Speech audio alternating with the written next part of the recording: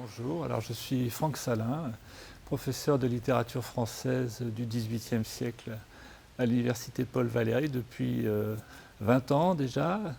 Ma spécialité, c'est l'étude des Lumières et notamment de Diderot.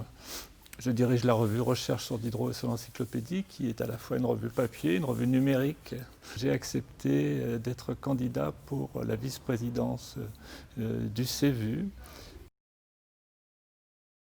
Le conseil de la vie étudiante, de la vie universitaire, est un lieu particulièrement important. C'est là qu'on découvre les projets des étudiants, c'est là qu'on choisit le calendrier universitaire, qui mérite, à mon avis, d'être repris de très près. Nous souhaitons au moins repasser à 13 semaines. Il y a des universités dans lesquelles le calendrier est construit sur 14 semaines. C'est une piste intéressante, on en reparlera. Et par ailleurs, ce qui m'intéresse au plus haut point, ce sont les conditions de travail et les conditions d'études. Et je crois que c'est un lieu idéal pour mieux mesurer ce qui se joue actuellement dans notre université. Alors les conditions de travail pour les enseignants-chercheurs, mais aussi pour tous les personnels de l'université, se sont fortement dégradées ces dernières années, pour différentes raisons. Mais il me semble que des formes de pression s'exercent sur les uns et sur les autres. On peut parler d'un harcèlement à plusieurs étages ou de plusieurs sortes. Alors il y a toujours le harcèlement traditionnel, souvent des hommes qui harcèlent des femmes, et ça existe aussi à l'université. Mais il y a aussi une forme de harcèlement qui vient du modèle de société qu'on diffuse, y compris dans l'université, lieu où on souhaiterait pourtant que ces modèles soient plutôt contestés. Donc ça, c'est très ennuyeux, et ce sera ma priorité, si jamais j'occupe cette fonction, de réconcilier les collègues et de tenir compte davantage des formes de souffrance au travail. La semestrialisation est pour beaucoup dans l'alourdissement des tâches.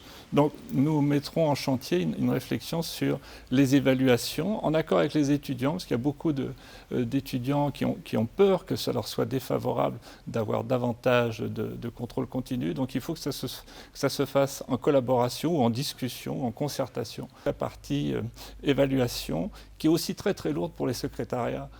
On va de tableaux Excel en tableau Excel, tout le monde perd beaucoup de temps avec cela, et ça n'est intéressant pour personne. Ce que j'ai dit des conditions de travail pour les enseignants-chercheurs et pour les personnels à l'université doit aussi être envisagé concernant les étudiants. Les conditions d'études sont loin d'être optimales. Alors, nous sommes obsédés depuis quelques mois par la fracture numérique, le fait que les étudiants disposent tous d'un ordinateur. Ce n'est évidemment pas le seul problème. Les étudiants sont souvent pauvres, disons le mot. On parle de précarité, mais on devrait tout simplement dire qu'ils sont pauvres.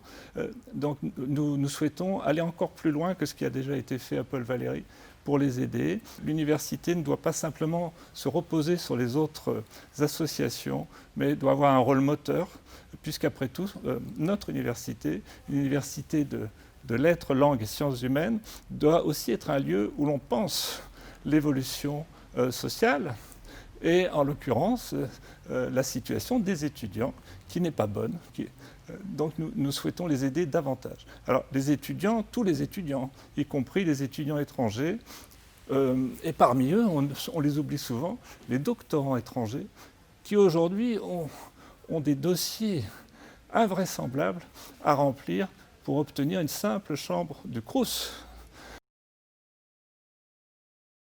L'un des faits marquants de ces dernières années, et si on cherche bien, ça remonte au moins à la LRU, c'est la transformation progressive du climat dans les universités, en grande partie à cause de l'application d'un modèle qui vient de l'entreprise privée, et la multiplication des instances non élues qui pèsent de plus en plus sur tout le monde, sur les enseignants-chercheurs, sur les personnels et même sur les étudiants en réalité, puisqu'on leur propose à travers ces attitudes, ces comportements, ces modes de communication aussi un type de société.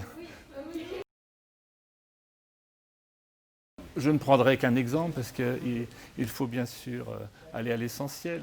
Nous disposions jusqu'il y a quelques temps d'une petite revue qui s'appelait le DI de l'Université Paul Valéry.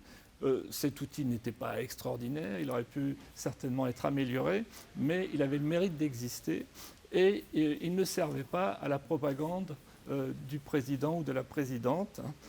Il a disparu et il a été remplacé par la lettre du président. Alors celui-ci donne son avis, il accueille les étudiants, il souhaite bonne année à tout le monde et souvent à la fin de l'article on trouve sa photo. Alors il me semble que ça ce n'est pas une communication intéressante dans une université, ça n'apporte rien, ça diffuse au contraire un modèle managérial, un modèle hiérarchique, un modèle vertical où le président s'adresse à ses employés. Alors nous ne sommes pas dans une entreprise de ce type-là. Les présidents et les présidentes d'université sont élus.